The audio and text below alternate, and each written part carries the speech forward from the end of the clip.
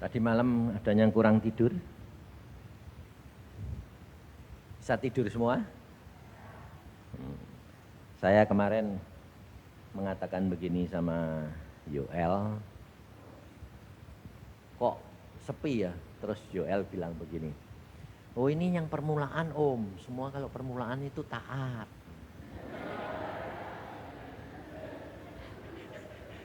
Tapi coba nanti kalau sudah 2 minggu om, nanti kalau sudah 2 minggu itu iseh kayak gini, lah itu baru. Jadi tergantung saudara. Tapi dari dapur juga mengatakan makanannya juga lebih banyak Pak. Yang kali ini kok lebih ya Pak, lebih irit. Kalau yang dulu kok rakus-rakus. Jadi memang terus saya komentarnya gini. Atau mungkin yang ini kaya-kaya ya. Jadi makanannya tidak suka. Jadi tapi macam-macam, memang tidak bisa dideteksi sementara ini saudara. Maka dari itu tergantung daripada saudara sendiri, kasih Tuhan sama. Ya dah? Tapi dapatnya beda apa enggak? Nah, ada yang banyak, ada yang sedikit, tergantung kamu. Nah, ya dah. Jadi jangan melihat orang lain, tapi pribadi saudara. Nah, maka kita belajar firman Tuhan. Coba kita belajar akan Wahyu. Wahyu pasal yang pertama. Mulai ayat yang ke-17.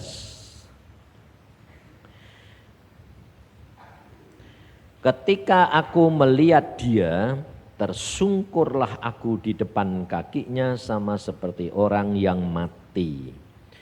Tetapi ia meletakkan tangan kanannya di atasku lalu berkata, jangan takut, aku adalah yang awal dan yang akhir, yang hidup. Aku telah mati, namun lihatlah aku hidup sampai selama-lamanya dan aku memegang segala kunci maut dan kerajaan maut. Karena itu tuliskanlah apa yang telah kau lihat, baik yang terjadi sekarang maupun yang akan terjadi sesudah ini. Dan rahasia ketujuh bintang yang telah kau lihat pada tangan kananku, dan ketujuh kaki dian emas itu, ketujuh bintang itu ialah malaikat ketujuh jemaat, dan ketujuh kaki dian itu ialah ketujuh jemaat. Nah, saudara, firman Tuhan ini mengenai ketujuh bintang dan ketujuh jemaat, ini ditulis udah 2000 tahun yang lalu, karena yang menulis, yang mendapatkan penglihatan dan yang mendapatkan pengertian ini siapa? Yohanes. Yohanes siapa? Muridnya Tuhan Yesus sendiri, jadi Rasul Yohanes. Nah, sekarang ini jemaat ini masih ada enggak? Hah? Udah hilang.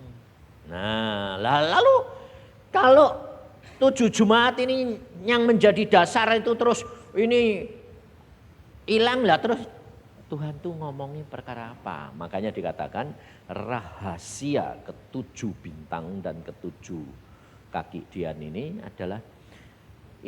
adalah ketujuh kelompok manusia, bagian daripada nanti di dalam kerajaan surga. Jadi dimulai di dunia ini sampai ke sana, itu orang-orang itu punya jatah. Ngerti jatah? Jatah tahu enggak? Apa itu? Jadi bagian yang memang sudah diukur sama Tuhan, ya mampu nih segitu gitu loh. Jadi umpamanya contohnya itu saudara dan saya itu bisa minum, kemampuan makan itu kan beda-beda toh. Ada yang sepiring, ada yang 3 piring, ada yang setengah piring lah ya toh. Itu diukur demikian saudara itu dilahirkan, itu semua sudah ada ukurannya. Maksimalnya kekuatan kemampuannya berapa. Jadi mampumu kamu nanti punya kedudukan di surga sebagai apa, terus kemudian di tingkat berapa, itu semua sudah ada jatahnya. Jangan saudara merasa gini, waduh Pak, lah kalau yang dijatah kecil kan kasihan dong Pak. Ya toh? Nah, yang paling dasar sekalipun, nah ngemper istilahnya di dunia. Ya toh? Di halaman bait Allah itu enaknya itu sudah tidak ada yang seperti di surga itu tidak ada di dunia. Nah, jadi udah di situ saja sudah, wah udah bisa sampai sini itu sudah, aduh Tuhan terima kasih. Karena dia kan tidak dilihatkan yang lebih tinggi. Jadi itu saja dia bilang, waduh ini luar biasa lah. Yang di tingkat 2 ya bilangnya, waduh luar biasa loh. Lebih luar biasa karena apa? Dia lihat yang nomor 1.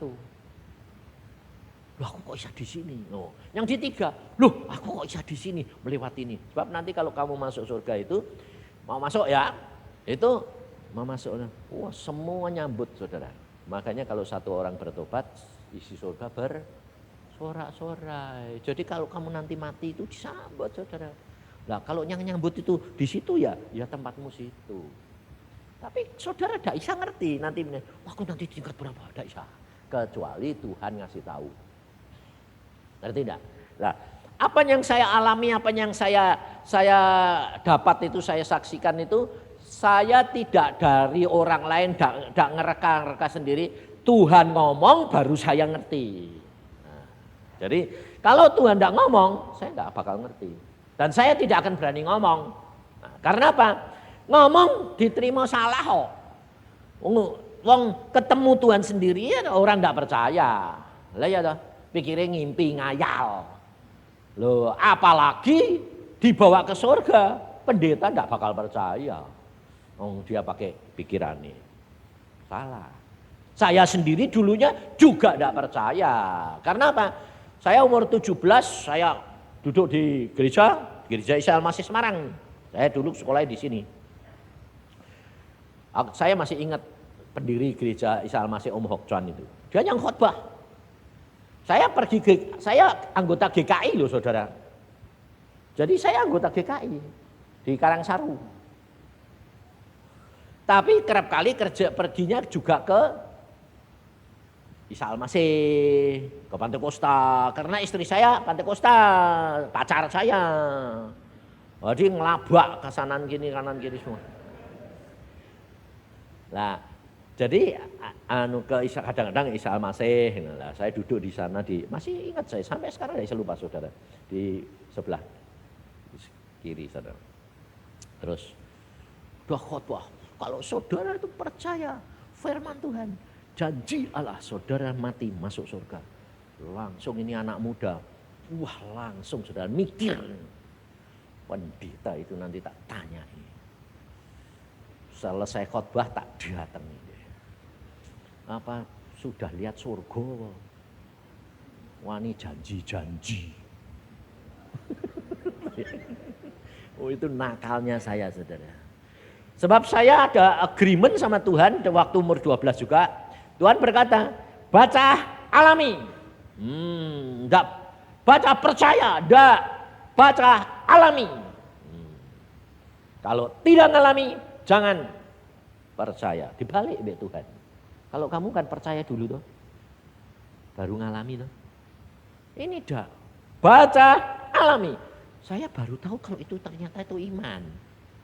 Ngerti tidak ngerti, alah mono sik. Pokoknya bahasa Jawa itu nyeruntul. Jadi nekat terjang wae. Pokoknya pasti jadi. Nah, aku orangnya kan gitu lah. Saya bilang pendeta itu nanti tak tanya itu. Kan Alkitab berkata, hendaklah kamu jadi saksi. Saksi kamu mesti lihat dulu. Saya tidak ngerti kalau di Alkitab itu ada 2. Ada saksi, ada pemberita. Betul? Ada pemberita atau? Beritakan Injil, pemberita atau? Tapi terhadap rasul-rasul Tuhan berkata apa? Engkau saksiku. Karena engkau mengalami bersama dengan aku. Loh, nah, kamu mau jadi saksi atau mau jadi pemberita?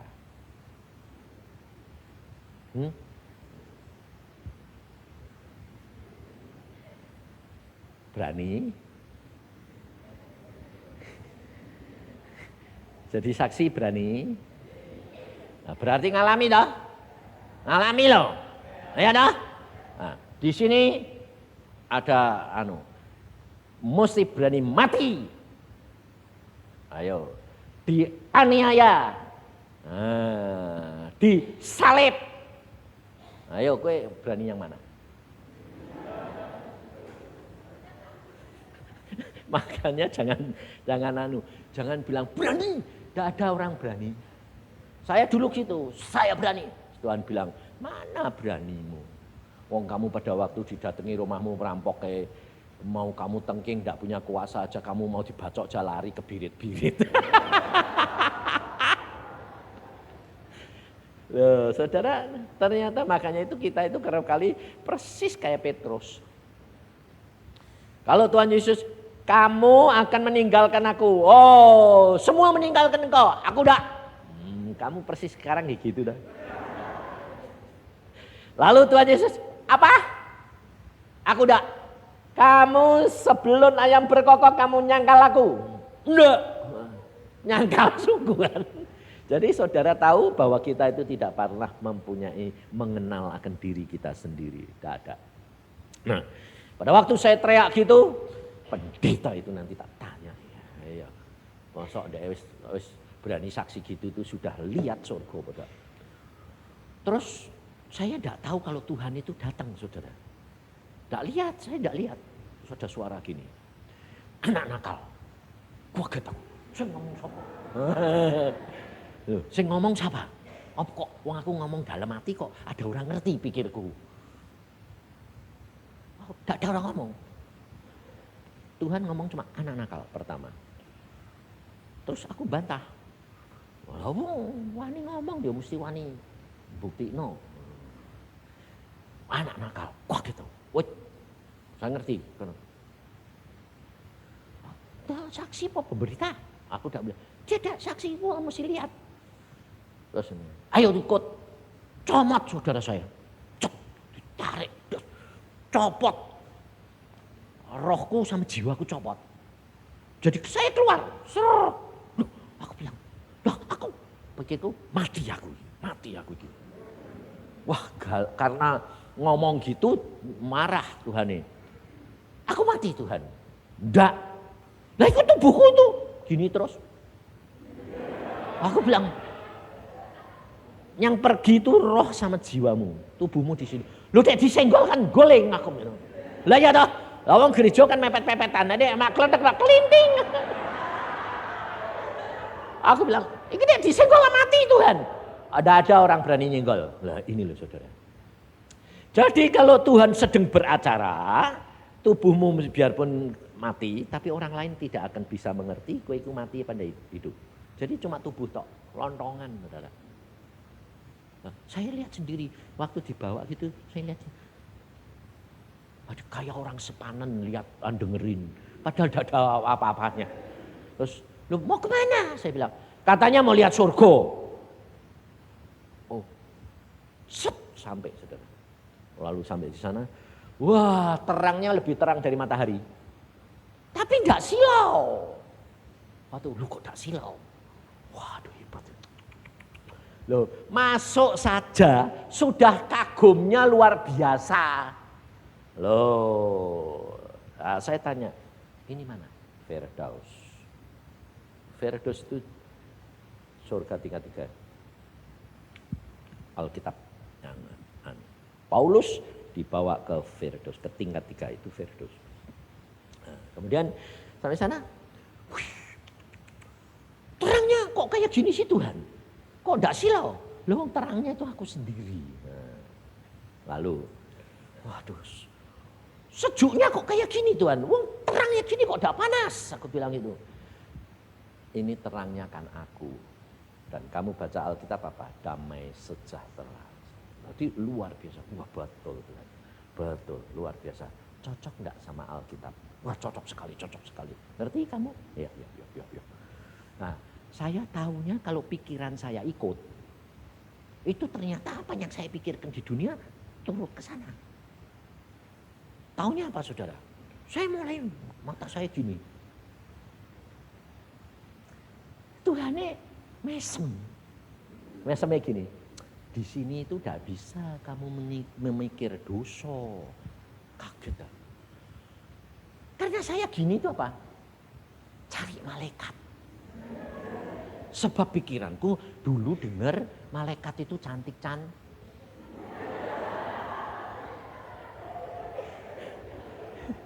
Jadi pikirannya motor keranjang dibawa enggak? Bawa saudara. Makanya aku ngerti deh, aku itu pikiranku ikut, jiwa ikut. Jiwa itu kan pikiran, ikut saudara. Sebab apa? Saya gini, Tuhan ini mesem.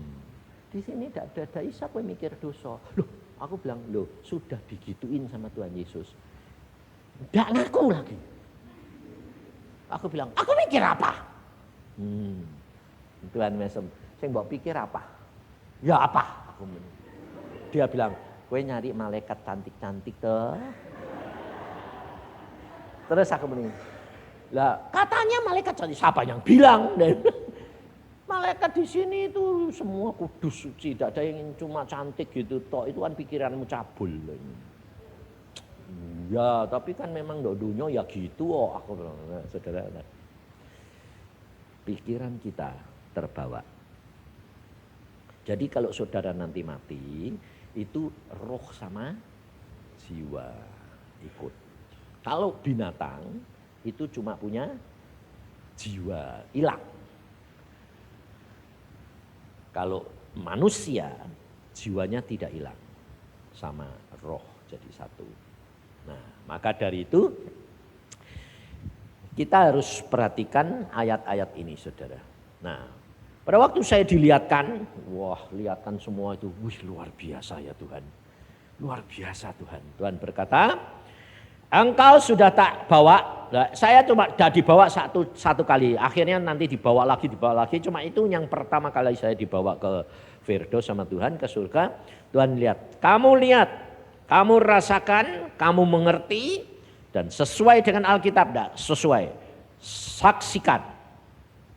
Beritahukan kalau mereka tidak percaya, mereka akan tidak menikmati apa yang aku janjikan. Jadi kasihan saudara, kalau orang-orang tidak benar-benar percaya, membaca firman dan mereka percaya. Karena Abraham sekalipun pada waktu orang kaya yang masuk dalam api alam maut, dia lihat Abraham. Dia berkata, Bapak Abraham utus Lazarus kembali ke dunia. Abraham berkata, ada kitab nabi-nabi. Dan mereka harus percaya. Orang-orang yang sudah diutus Tuhan dan mengalami sendiri. Kalau mereka tidak percaya ke nabi-nabi, mereka tidak akan percaya juga bahwa orang mati dibangkitkan yang datang. Maka dari itu kita harus mengerti saudara, dan jangan memberi batas akan pengertian Tuhan dengan pengertianmu sendiri sehingga akhirnya kamu tidak bisa berkembang. Jadi kalau saudara baca Alkitab, saya tanya sekarang, Alkitab ini firman Tuhan enggak? Amin. Tapi di dalam Alkitab ada yang tidak firman Tuhan enggak? Nah, ayo. Hah? Ada, ya toh. Ada omongannya setan, ya toh. Ada omongannya orang-orang manusia, macam-macam. Tapi seluruhnya itu dikatakan firman Tuhan karena apa? Itu semua orang-orang itu, jadi umpamanya setan, orang-orang itu semua masuk di dalam perencanaan Tuhan. Nah, sekarang contohnya, firman Tuhan berkata, siapa yang membuat orang tuli? Siapa yang membuat orang bisu? Siapa? Ayo, siapa sebetulnya? Ayo, Alkitab bilang Tuhan. Tapi sebetulnya yang gara-gara bikin orang itu bisu cacat itu siapa? Setan, betul ya? Tapi kenapa Tuhan berkata, bukankah aku yang buat? Karena apa? Semua dimanfaatin Tuhan. Karena Tuhan lihat, setan ini tukang ngerusak ini. Oh ya wes. Nah, aku punya rencana, itu orang perlu dirusak itu. Ya rusak. Nah, dirusak. Tapi sebetulnya izinnya Tuhan enggak? Nah, rencana Tuhan enggak? Iya, cuma sing menjadi pelaku siapa? Setan. Jadi kalau sing dikatakan setan, sing satu bilang Tuhan, dua-dua benar lah. Benar, makanya itu kalau baca Alkitab mesti ngerti. Sebab nanti kamu di dalam Alkitab, kamu menemui. Di dalam kitab Raja-Raja berkata, setan menghasut Daud. Di dalam kitab Tawarikh berkata, Tuhan menghasut Daud. Dua-dua benar. Setan disuruh Tuhan. Nah, tapi sebetulnya Tuhan itu tidak nyuruh, Tuhan mengizinkan. Contohnya Ayub. Ayub gini. Pada waktu Tuhan bersidang, setan datang dari keliling dunia. Nah, ya ada menghadap Tuhan. Dia tanya, Iblis, kamu dari mana? Oh, jalan-jalan keliling dunia, lihat orang-orang. Tuhan bilang apa? Kamu lihat hambaku Ayub? Kamu lihat hambaku Ayub? Iya, jelas. Oh, aku lihat. Oh, enggak ada orang kayak Ayub. Saleh, jujur, takut aku luar biasa, hebat. Setan itu. Iya saja, wong mbok lindungi ya, mbok pageri ya. Coba pagermu ambil. Tak pegangin, nanti kan dia nyangkal kamu. Tuhan bilang, boleh? Yang bikin gara-gara siapa? Hah? Tuhan toh? Kalau setan itu datang kan cuma bilang, kamu dari mana? Dunia. Ayub dipuji-puji. Wah hebat tuh. Jengkel tau iblis. Dibikin jengkel, dipuji-puji dia jengkel. Wong dia memang penjengkel ya.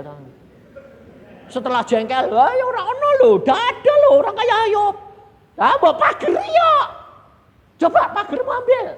Nanti jamai nanti kan mengucap kono. Tuhan bilang, "Ya coba boleh tak panggil." Nah, anaknya mati sehari.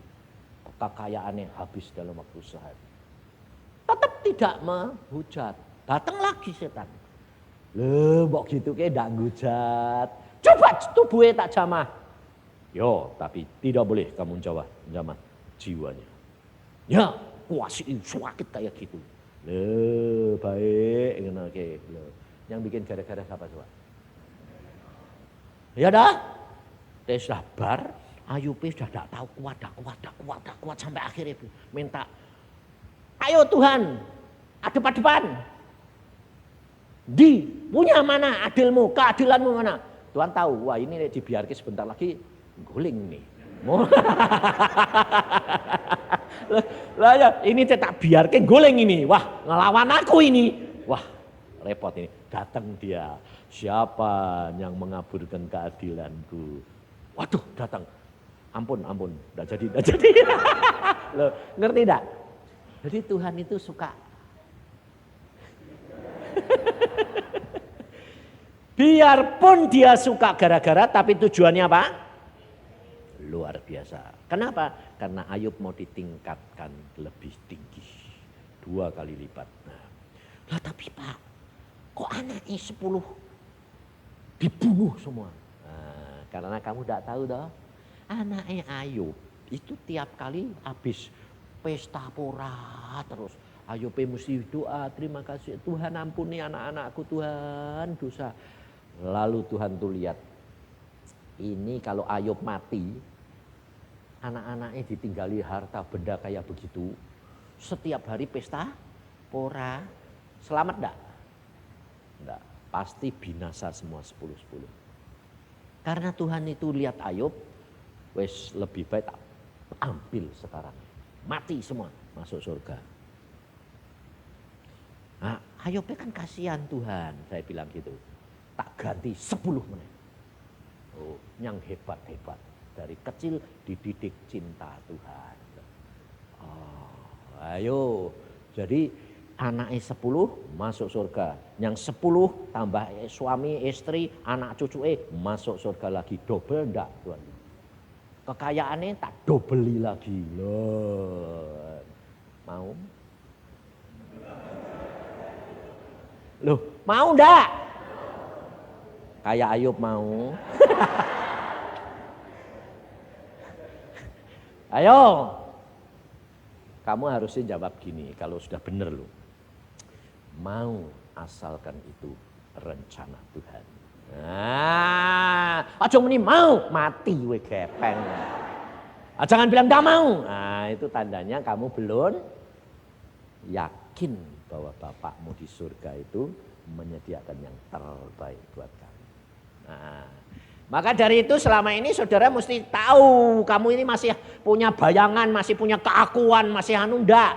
Selama itu, gepeng gue nanti. Wes lah. Nah, Alkitab ini saudara diberikan, makanya 7 sidang jemaat ini adalah 7 kelompok watak perangai dan jatah umat Tuhan di dunia maupun di surga. Jadi dimulai dari dalam dunia terus masuk ke dalam surga. Nah, ada yang gugur, ada yang dapat separuh, ada yang dapat penuh. Tapi Tuhan mengatakan kalau engkau setiap kali itu sudah punya jatah, yang dapat menggenapi jatah saja itu cuma 10%. Bayangin.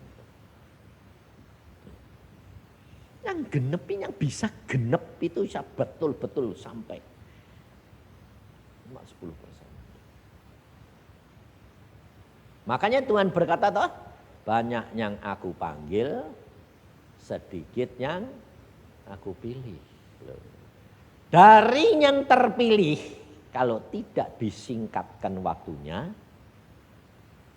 terhilang juga.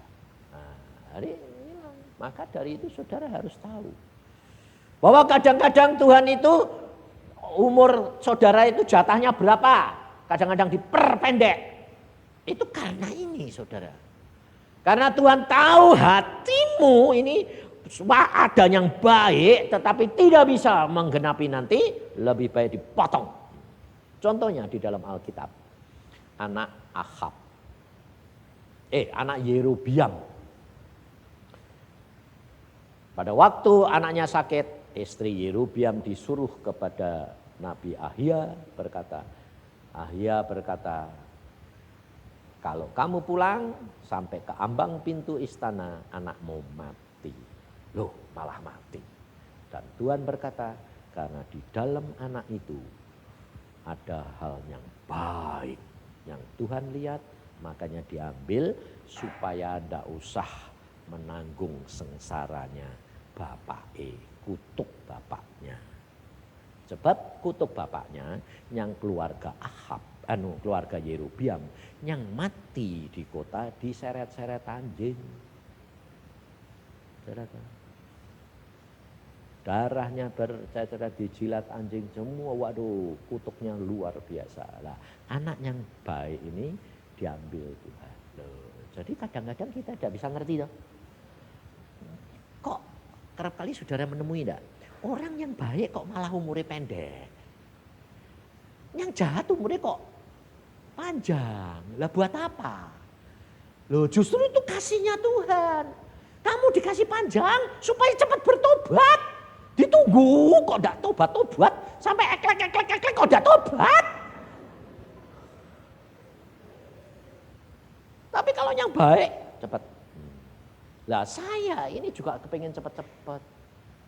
Tapi kok diperpanjang terus. Berarti masih ada sisa-sisanya yang mesti harus beres-beres ini. Loh, tapi saya punya bonus saudara. Umur 60, saya umur 60, Tuhan berkata gini. Sebab dulu saya ada janjian gini. Tuhan, aku tidak mau tuwek-tuwek. Setelah ngerti toh semua, Aku mau minta kepadamu ada agreement sebelum jadi hamba Tuhan. Umur 60 saya menyelesaikan tugas saya di dalam dunia. Baik rohani maupun jasmani. Saya ngomong gitu Tuhan bilang, oke. Oh, saudara tahu dah. Luar biasa. Karena memang kita perjanjian itu antara kamu sama Tuhan. Loh, kamu boleh minta? Boleh. Oh, tapi konsekuen. Oh, belajar konsekuen dalam perkara yang terkecil. Oh, belajar. Nah, contohnya kayak ini tadi, saya datang sini. Pastor bilang, ayo adep-adepan, lihat siapa yang dambaannya. Apa sih tak pikir-pikir kok adep-adepan, aku dewean kok aku bilang itu. Bet, waduh mateng. Ya mesti saya pulang ngambil lagi. Loh itu kan perkara kecil toh.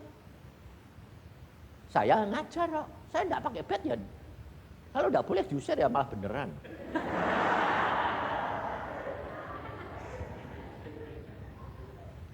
Tapi bagaimanapun juga dia komandane. Ya dah? Ya dia dah. Lah dia komandane ya biarpun cilik ya wis ben. Nah, maka dari itu saudara kalau engkau belajar firman Tuhan, biarpun ini 7 sidang Jumat Allah, ada hal yang global, ada yang khusus. Ngerti dah? Kayak 7 sidang Jumat Allah, nah ini kelompok 7, tapi ada hal-hal yang khusus. Contohnya, tidak ada seorang pun yang naik ke surga kecuali anak manusia. Betul? Tuhan Yesus kan ngomong gitu. Lah Henoh itu dulu dibawa enggak? Naik ke surga enggak? Iya toh.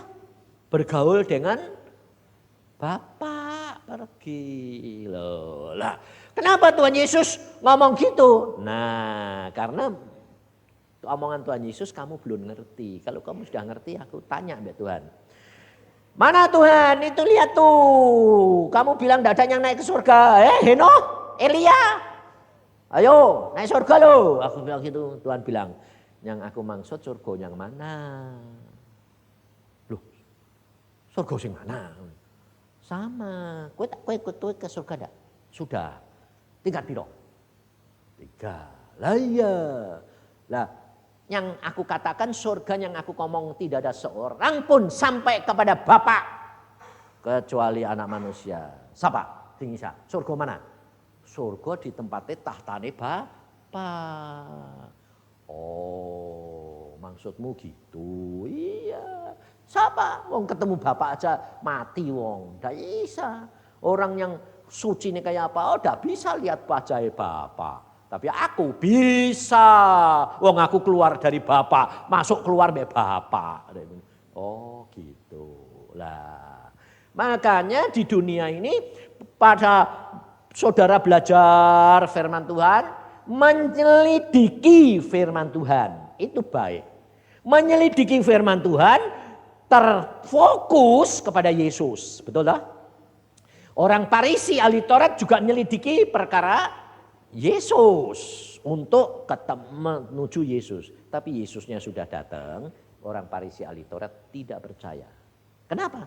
Karena dia menyelidiki menurut pikirannya sendiri. Tidak terbuka dan terima apa adanya. Loh, jadi saudara tetap Yesus berkata, belajarlah kepadaku karena aku lemah lembut dan rendah hati. Keterbukaan. Nah, maka dari itu dari 7 sidang Jumat ini 7 kelompok. Nah, nanti kita bahas satu. Saudara pribadi nanti kamu bisa tahu kamu di kelompok mana. Tuh. Ah, kalau kamu di kelompok mana, umpamanya kamu kelompok pertama, lah ya dah.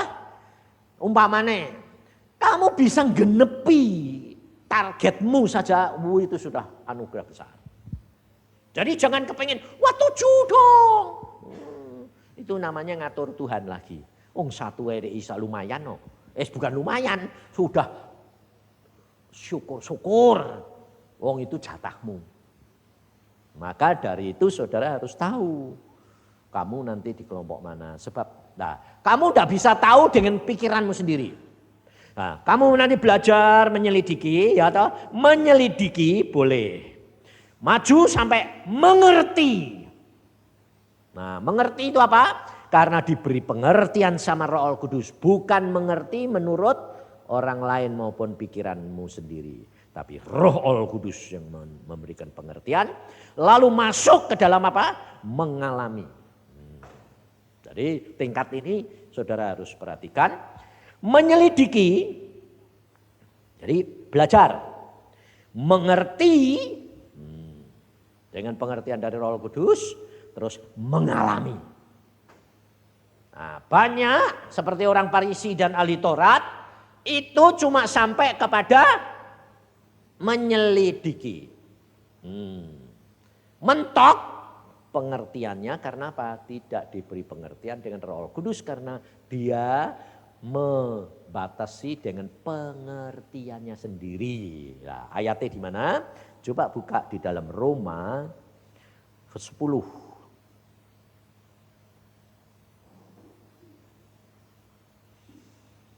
Jadi jangan kaget kalau saya ini kadang-kadang tidak ngasih ayat ya. Jadi jangan kaget, nanti kalau kamu baca ayatnya ketemu dewek. Tapi selama kayak bilang, mana ayatnya loh. Kalau kamu ribut ayat, nanti kamu berhenti di situ, rugi. Kamu terima saja, kalau belum tahu kamu tulis itu. Tek ayatnya, kasih tanda tanya, cari dewek. Nanti orang lain khotbah, nanti kan ada jawabannya. Oh ini yang dimaksud Pak Yusa. Seperti Agung tadi nerjemahin Alkitab dengan terjemahan yang lain. Saya duduk di situ, saya dengerin gitu. Lalu Tuhan ngomong gini, kowe ngalami toh, tapi kowe ora ngerti toh. Kowe sudah ngalami kabeh toh? Wis. Tapi kowe ora ngerti toh? Ora. Nah, sekarang Agung nerangke kowe toh. Nah, terus piye rasamu? Luwih seneng, wong aku wis ngalami yo. Luwih enak ngalami sik daripada ngerti sik. Ora usah keminter. Sing keminter rugi, keri ya ta. Lah aku wis ngalami sik, ngerti gak ngerti ngalami aja. Santai aja, enak kok. Roma 10 ayat 3. Sebab oleh karena mereka tidak mengenal kebenaran Allah dan oleh karena mereka berusaha untuk mendirikan kebenaran mereka sendiri, maka mereka tidak takluk kepada kebenaran Allah. Ngerti? Jadi jangan batasi, jangan mereka-reka, jangan mustine, lalu kamu menjatuhkan hukuman, pengadilan, ngadili lalu bilang oh gini. Jangan, belajar saja, terima saja sebab saudara ini enak. Benar, enak. Kenapa? Hamba Tuhan nanti yang datang itu Tuhan sudah atur. Saudara terima pengalaman mereka, pengajaran mereka, penyelidikan mereka berpuluh-puluh tahun. Saya terus terang dididik 33 tahun, umur 45 Tuhan baru bilang, sekarang kamu keluar. Berhenti praktek, berhenti semua jadi hambaku. Itu setelah saya dididik Tuhan dari umur 12, 33 tahun. Pengalaman 33 tahun jadi hamba Tuhan. Ditambah sampai sekarang umur saya 45, berapa tahun? 65? 20 tahun lagi. Jadi berapa saya dididik Tuhan? 53 tahun. Sekarang saya kasihkan kamu. Bayangin. Dipencet-pencet proses 53 tahun dipencet carinya kamu yang dapat. Bayangin. Karena apa saya bilang, loh Tuhan ini kok enak-enakan sih Tuhan, dia kok cuma nerimo. Tuhan bilang waktunya sudah singkat. Bukan ngalami kayak kue nih. Ketinggalan. Tidak ada yang bisa nerima jatahnya. Kasihan dong. Oh iya. Kalau gitu enak sing terakhir ya Tuhan. Iya Tuhan bilang. Bukankah yang terdahulu menjadi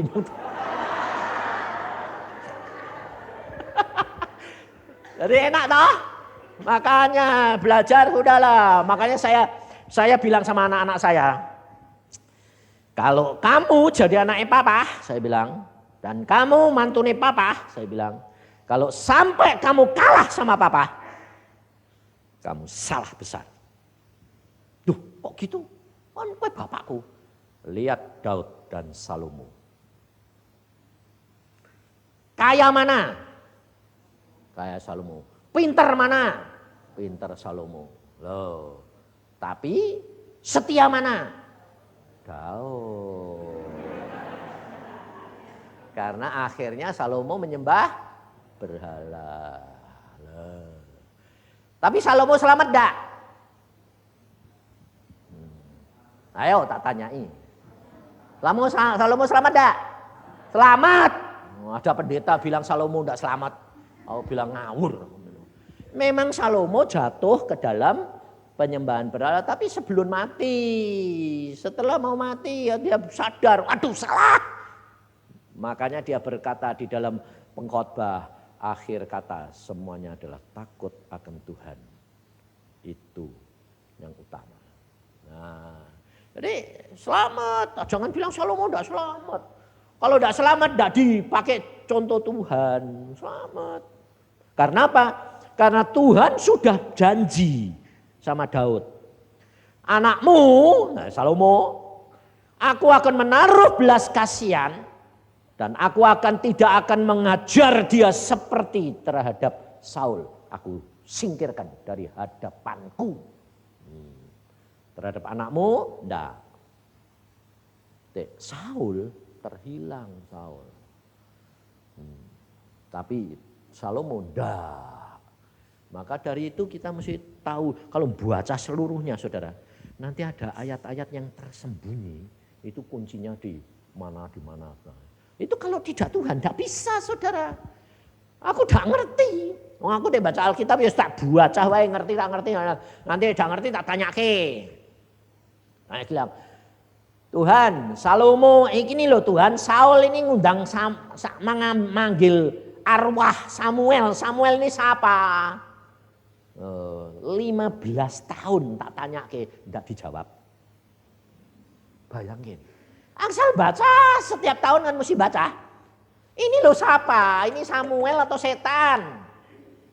Sebab hamba-hamba Tuhan dari Surabaya, dari mana gede-gede bilang setan. Ini piye setan Pak Samuel? Enggak dijawab. 15 tahun. Jawabnya aneh. Aneh jawabnya. Jawabnya gini. Ada suami istri teman saya, dia bergumul tentang hal Samuel. Itu setan atau Samuel? Lalu Tuhan ngomong sama dia, kamu datang ke tempat Yusa, nanti Yusa nerangkan kamu. Ayo lucu dah. Padahal dia belum ngomong mbak aku, 15 tahun. Nah, lalu ini dua suami istri datang ke rumah saya. Tak. Tahu dibukai sama. Saya lihat, suami istri. Tuhan ini ngomong be aku. Dia mau tanya kamu. Tanya kamu tentang Samuel. Aneh lah kowe iki. Loh aku yang tanya 15 tahun enggak mau jawab. Loh kok kowe ngirim orang mbok tanya itu piye? Nah, ngerti enggak? Lucu enggak Tuhan itu? Ayo, itu suka bikin ketak-teki toh. Itu gitu dia ngomong. Dia ngomong di sana, kamu datang ke Yusa, nanti kamu diterangke. Wah, seolah-olah kan Tuhan ninggihke saya. Ya toh? Meninggikan saya toh, berarti aku ngerti toh. Pinter toh. Tapi kok wis datang dari rumahku, aku bilang, loh Tuhan dia kenapa? Dia nyari kamu. Mau apa? Tanya perkara Samuel. Nah lucu toh ya. Lah itu kan padha wong di pencet meneh. Tak kirimi orang, rasain lu, kowe gak ngerti apa-apa toh. Bayangin saudara. Tapi di hadapan orang ditinggikan. Tapi di hadapan dia, kowe ngerti apa? Rasain kowe tak hadepin orang tanya perkara Samuel. Kowe ngerti toh? Digituin. Ah kadang bodoh itu piye aku bilang ke itu. Loh, lah engkau 15 tahun gak jawab kok. Terus Tuhan bilang, lah ya itu piye?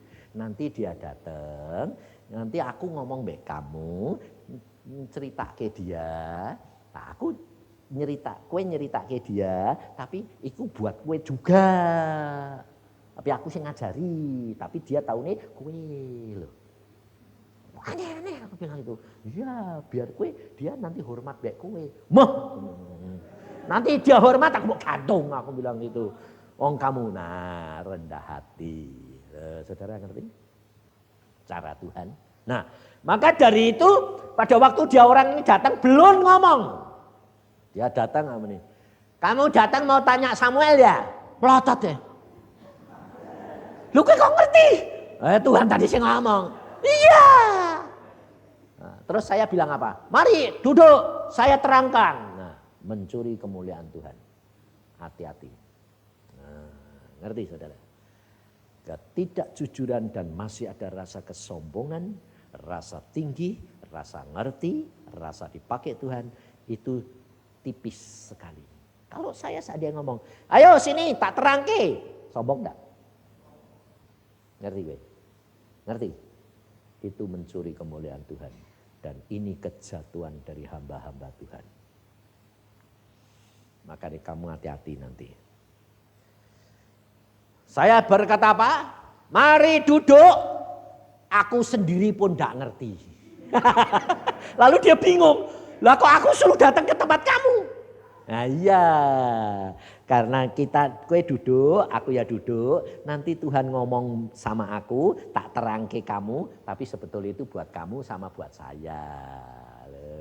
Jadi saya ngucap syukur karena kamu ngotot ribut sama Tuhan. Nah kamu didengar, disuruh datang saya. Seolah-olah aku pinter, padahal aku ini bodoh. Aku ini 15 tahun minta enggak dikasih-kasih, malah kamu minta berapa bulan sudah dikasih. Nah gara-gara kamu minta, waduh aku dapat berkat. Loh, ngerti enggak? Sehingga saya berterima kasih sama dia. Nah dia juga harus berterima kasih sama saya, karena apa? Nah, melalui aku kok ngomongnya. Ya toh? Ngerti tidak saudara? Itu caranya Tuhan ngajar supaya kita rendah hati dan bijaksana. Nah, saat terangke, terangke Tuhan. Saya kagum. Karena di dalam ayat ini tadi kan dia ngomong toh, aku sudah mati, aku bangkit, kunci alam maut ada di dalam tanganku. Ya toh? Nah, sebelumnya Yesus mati, kunci alam maut di mana? Iblis belum direbut sama Yesus. Untuk merebut kunci alam maut harus ada orang yang mati.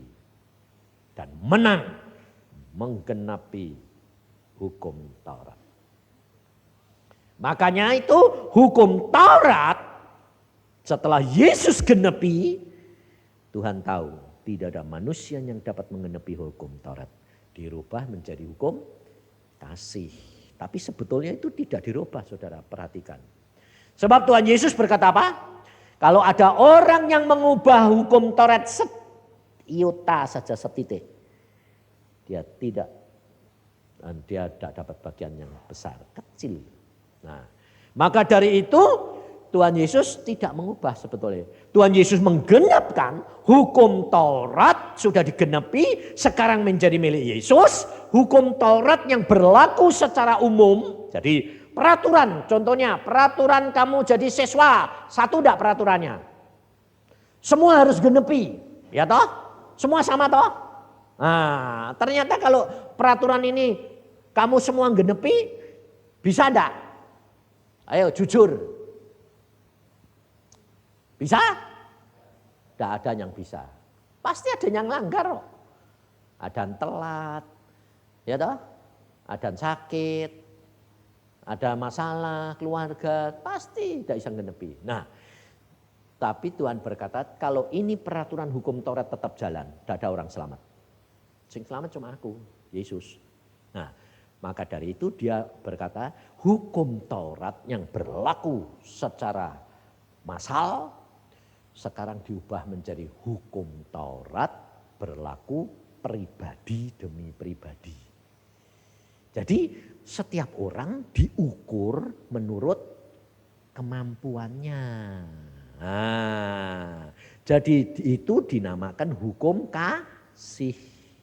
Hukum kasih, kasih Allah dengan kasih sama manusia seperti dirimu sendiri.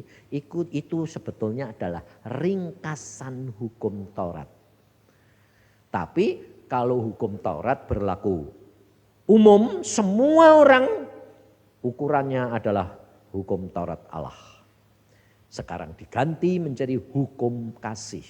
Ukurannya bukan ukuran Allah, tapi ukuran manusia pribadi demi pribadi. Bisa enggak genepi? Bisa, harus bisa. Sebab Alkitab sudah berkata, yang diberi banyak dituntut banyak, yang diberi sedikit dituntut sedikit, yang tahu banyak dituntut banyak, yang tahu sedikit dituntut sedikit, yang dipercayakan banyak dituntut lebih banyak.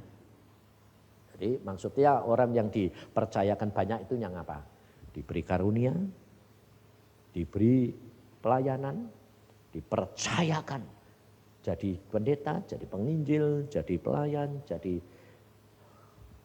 hamba Tuhan, macam-macam. Pengusaha diberkati, dipercayakan uang banyak, itu yang dipercaya banyak. Mereka akan dituntut lebih banyak. Gitu. Nah, yang sedikit, yang diberi sedikit, dituntut sedikit. Nah, lalu saya ceritakan yang paling minimal. Yang diberi paling minimal yang mana? Orang yang di gunung yang tidak tahu berita tentang hal Yesus, orang yang terpencil tidak tahu berita tentang Yesus, itu ngerti banyak enggak? Enggak ngerti apa-apa, minimal sekali. Nah, bisa selamat enggak?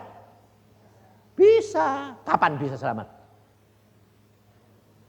Kalau dia mencari kebenaran. Jadi dia cari kebenaran terus. Sebab di dalam hati nurani itu selalu ada tahu yang baik dan yang jahat. Dia mesti cari yang baik, yang kebenaran. Nah, nanti dia tidak ada yang memberitakan berita Injil, Yesus sendiri yang memberitakan. Nah, itu bisa diberitakan sebelum dia mau mati. Biasanya ditemui Tuhan, dia bilang, akulah jalan kebenaran dan hidup. Dia bilang, wah terima kasih Tuhan Yesus. Ya akulah jalan kebenaran. Dia jarang sekali menyebut namanya dirinya Yesus. Kecuali bagi orang yang sudah ngerti mendengar nama Yesus. Kalau belum, dia tidak pernah mengatakan aku Yesus. Tidak. Terhadap orang Islam yang sakit itu, dia tidak mengatakan aku Yesus. Dia bilang, aku kalau kamu mau percaya, mau sembuh, percayalah kepada dia. Digambari sama. Tapi dia tidak nyebut dirinya, aku Yesus. Tidak. Akulah jalan kebenaran dan hidup. Kadang-kadang di Amsal 3 tadi dia berkata apa? Hikmat Yesus, hikmat Allah. Jadi saudara supaya tahu.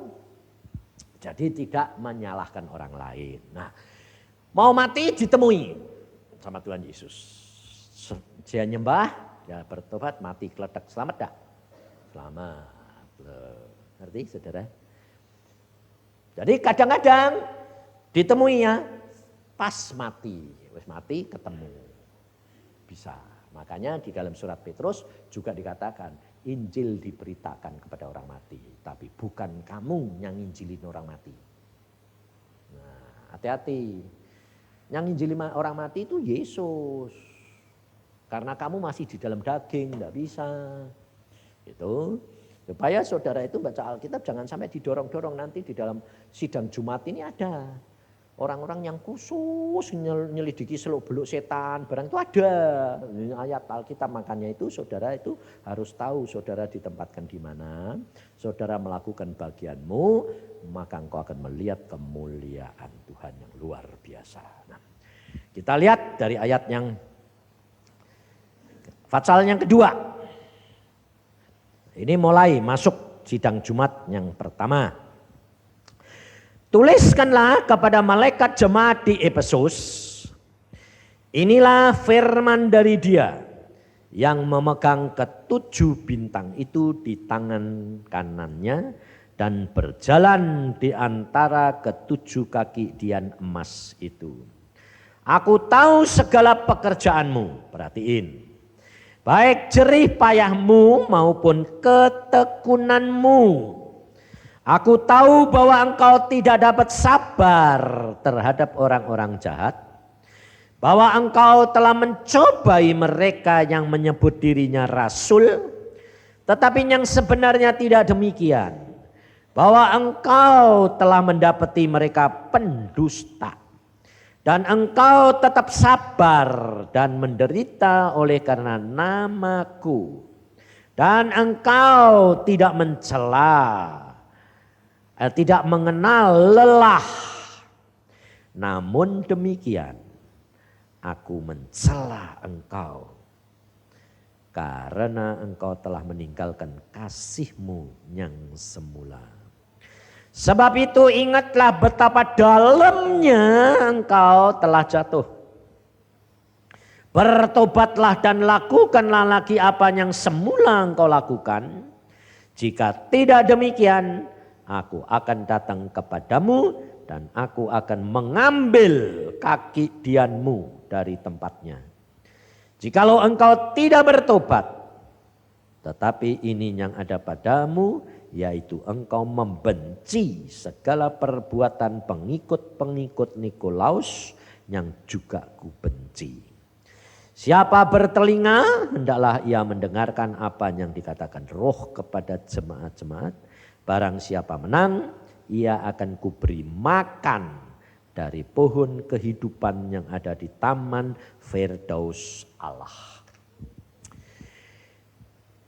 Pohon kehidupan, yang pertama ini saya kasih tahu, pohon kehidupan ini ada di mana? Di taman Firdaus. Nah, padahal pohon kehidupan pada waktu dunia ini diciptakan, Adam diciptakan, Firdausnya ada di mana? Di dunia. Jadi pohon kehidupannya ada di mana? Ah, sekarang ada di mana? Loh kok bisa ke surga itu piye? Hah? Ayo, Apa? Ah ya, nah itu Firdaus itu Firdaus yang di dunia dulu enggak? Nah, perhatikan, itu Firdaus yang dulu di dunia. Nah, makanya kalau bekas Firdaus di dunia itu dulu letaknya di mana? Di daerah Irak sana loh, dari pertemuan sungai-sungai. Kalau saudara ke sana, sekarang tempatnya itu seperti rawa. Jadi tidak ada tanah. Sepertinya dipotong. Tanah hilang. Karena memang dipotong Tuhan. Dipotong, terus dibawa ke surga. Ditempatkan di tingkat 3. Nah, itu nanti di sana, dari sana nanti saudara ini nanti kalau bumi ini selesai, saudara di mana? Hah? Di surga. Kok enak. Di Firdaus. Nah, nanti kalau dunia ini sudah dimusnahkan kembali, dihancurkan menjadi kelam kabut, Firdaus itu nanti diturunkan. Jadi dunia baru. Jadi saudara nanti tinggal di mana? Dunia baru, Firdaus itu. Lah, Firdaus yang segitu kecilnya itu akan dihuni dari zaman Adam sampai nanti akhir zaman. Akan untel-untelan. Lah ya toh, kalau dulu kan ditempati cuma Adam sama Hawa sedikit ya toh. Lah ini kan untel-untelan nanti aku bilang gitu. Tuhan, dari zaman Adam sampai sekarang kan berapa miliar ini Tuhan. Yang anak-anakmu yang kamu selamatkan. Loh itu kan pikiran kamu. Lah terus nanti bagaimana? Aku nanti besarkan. Oh, jadi dunia baru. Wong Tuhan itu bikin dunianya dari tidak ada menjadi ada. Apalagi ini segini tak gede ke. Nanti cukup. Makanya Tuhan Yesus berkata di rumah Bapakku banyak tempat. Loh, Tuhan luar biasa toh. Nah kalau nanti kamu sudah tahu gini, lalu orang lain yang belum tahu kamu bilang, kamu nanti mati kemana?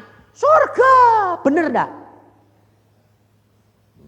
Belum sudah ngakimi, enggak. Bener. Loh kok bener Pak? Lawang Firdaus itu nanti ya tingkat 3 dari surga. Ya surga toh.